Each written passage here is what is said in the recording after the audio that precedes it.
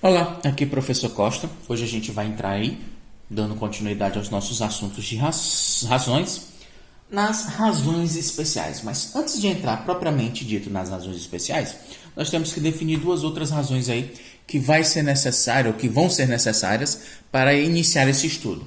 São as razões inversas e as razões equivalentes. O que vem a ser uma razão inversa? Se a razão entre duas grandezas, entre dois objetos, entre duas medidas é 3 sobre 5, a razão inversa dela nada mais será do que 5 sobre 3. Realmente é fazer o antecedente virar um consequente e o consequente virar o seu antecedente. A razão inversa de 3 para 5 é 5 para 3. Somente isso, professor? É, exatamente isso. Esse é o conceito de razão inversa. E as razões equivalentes? Razões equivalentes são razões que representam, como elas são representadas por frações, são razões que possuem o mesmo valor. Por exemplo, a razão 4 sobre 3, ela é igual à fração 8 sobre 6. Ou seja, ela é equivalente, ela tem o mesmo valor. Mas como assim? Como é que eu cheguei nessa fração 8 sobre 6? Então é o seguinte, para você obter uma fração equivalente a outra, bastava você multiplicar o numerador e o denominador, certo? Pela uma mesma constante. Multiplicar ou dividir por uma mesma constante, certo? Então, 4 sobre 3, para ele chegar na fração 8 sobre 6, eu tive que multiplicar por 2. 3 vezes 2 dá 6 e 4 vezes 2 dá 8. É a razão 8 para 6, que é equivalente à razão 4 para 3. Do mesmo modo, se eu quisesse dividir, o resultado teria que ser o mesmo. É claro, você tem que fazer essa divisão por uma mesma constante. Não pode dividir em cima por um número e de embaixo por um outro valor. Não pode. O que mais vai ser comum para essas razões especiais vão ser como esse caso aqui. Eu tenho a razão 4 sobre 5 e ela é equivalente, ela é igual à razão x sobre 20. Certo? Eu vou te dizer, a razão 4 para 5, certo? Eu quero uma razão equivalente à razão 4 sobre 5, desde que o seu consequente seja 20. O antecedente eu não sei quem é, mas o consequente é 20. Como eu não sei quem é, representei aí por x. Então é o seguinte, para que esse 5 ele vire um 20, eu tive que multiplicar ele por 4, concordam? 5 vezes 4 é 20.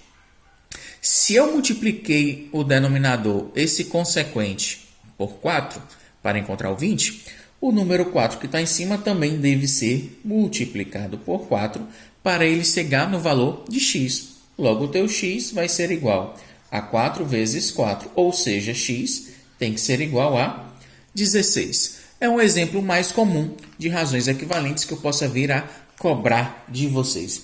Então, aí sim, a partir de agora, a gente vai entrar aí nas razões especiais. Essa escala, nós já trabalhamos aí em questões do exercício anterior, do último exercício que a gente fez ou passou para vocês, já trabalhamos aí o conceito de escala. Mas o que é a escala? É uma razão especial, tá? Por isso que a gente está estudando ela com esse nome. É uma razão especial que representa a divisão. Ó. Escala é a razão entre o comprimento do desenho e o comprimento real. Normalmente o comprimento do desenho a gente representa por desinho e o comprimento real por desão. Então a escala é a razão entre o comprimento do desenho e o comprimento real. Normalmente nos mapas vocês vão ver lá as escalas. É de 2 para 1 milhão. O que é que vai significar isso? Para cada 2 centímetros do mapa, do desenho, existem 1 milhão de centímetros na realidade. Ok, acho que o exemplo que nós fizemos até do livro mesmo era exatamente isso. Eu te dava um comprimento no mapa e perguntava a distância entre as cidades real. Como a gente tinha a escala, era o suficiente para a gente determinar esse valor. E velocidade média. O que é velocidade média? É uma outra razão especial que representa a razão. Velocidade média é a razão entre distância percorrida e o tempo gasto para percorrer essa distância. Vamos colocar um exemplo dessa daqui. Vou apagar aqui em cima. Que diz o seguinte. Um carro que percorre 1.000 quilômetros, já estou fazendo a leitura para vocês. Um carro que percorre 1.000 quilômetros em 5 horas possui uma velocidade média equivalente a... Então é o seguinte, a velocidade média vai ser, quanto que eu disse aí que ele percorreu? Ele percorreu 1.000 quilômetros, ou seja, a distância percorrida é 1.000, certo? Em quanto tempo ele fez esse percurso? Em 5 horas. Distância percorrida 1.000, dividida pelo tempo, 5 horas. 1.000 dividido por 5, 10 por 5 dá 2. Tem 2 zeros, acrescentei. Dá um total de 200. 200 o quê? Eu dividi quilômetros por hora, ou seja, a velocidade média deste automóvel vai ser de 200 quilômetros por hora. É exatamente isso que a gente costuma ver aí nos nossos carros, na corrida de Fórmula 1, lá no domingo. A gente nem sabia que era uma razão, mas tá aí, é uma razão especial que nós estudamos aqui no nosso capítulo de matemática. Ok? Além de escala, velocidade, vamos ver agora a densidade demográfica. A densidade demográfica também, se eu não estou enganado, densidade demográfica, nós também trabalhamos com ela no último exercício, embora a gente já não conhecesse o conceito dessa razão especial, a densidade demográfica, né?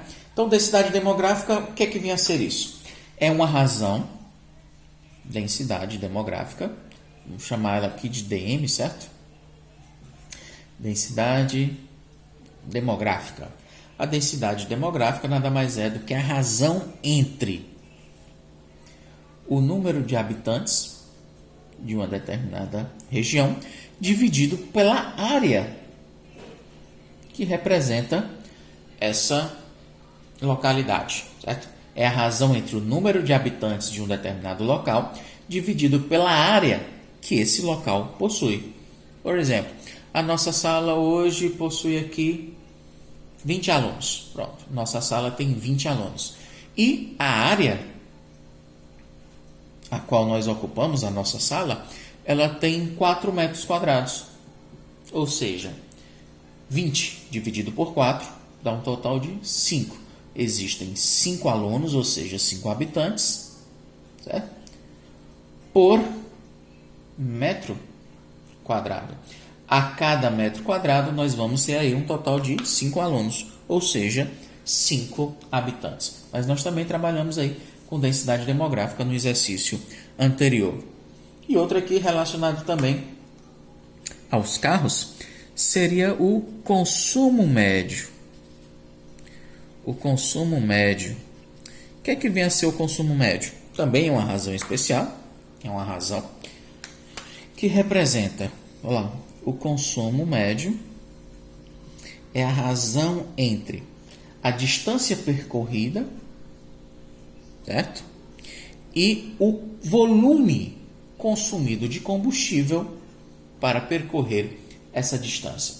Por exemplo, deixa eu ver aqui, acho que eu tenho um exemplo aqui para vocês, certo? Qual que seria o consumo médio de um automóvel que percorreu 250 km? Então, o consumo médio, distância percorrida 250 km, certo? E durante esse trajeto de 250 km, ele consumiu 25 litros de combustível, certo? Então, a razão é 250 para 25. 250 dividido por 25 dá 10. Então, o teu consumo médio vai ser igual a 10. 10 o quê?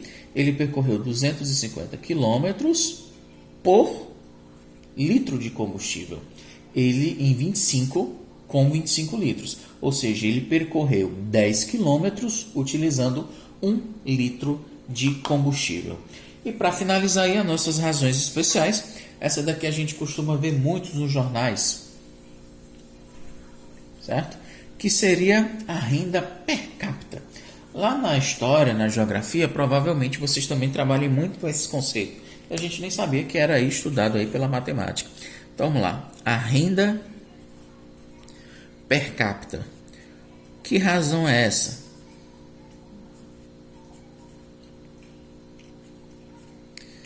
A renda per capita nada mais é do que a razão entre o PIB, que vem a ser PIB? Acho que vocês já sabem melhor do que eu, mas PIB seria a soma das riquezas de um determinado país, certo? De um estado, enfim. Seria o PIB, certo? As riquezas, o somatório das riquezas de um determinado país, dividido pelo seu número de habitantes, ok? Se o PIB for inferior a 10,5, né, tem toda aquela história, aí você faz uma classificação do país enquanto aí a sua renda per capita, que nada mais é, vamos repetir, do que a razão entre o PIB, o somatório das riquezas, dividido pelo número de habitantes. Há até pessoas que acham que realmente a renda per capita não serve para fazer essa classificação, exatamente porque existe aí uma grande desigualdade. Às vezes um determinado local possui um PIB muito bom, certo? Mas essa riqueza se concentra na mão de poucas pessoas. Então ela não é dividida pelo total de número de habitantes. Então, galera, essas são as informações de hoje. Falamos aí um pouco das razões especiais, demos o conceito de duas outras, razões inversas e equivalentes. E é só dar uma praticada aí nas nossas atividades. Obrigado pela atenção e até a próxima. Valeu!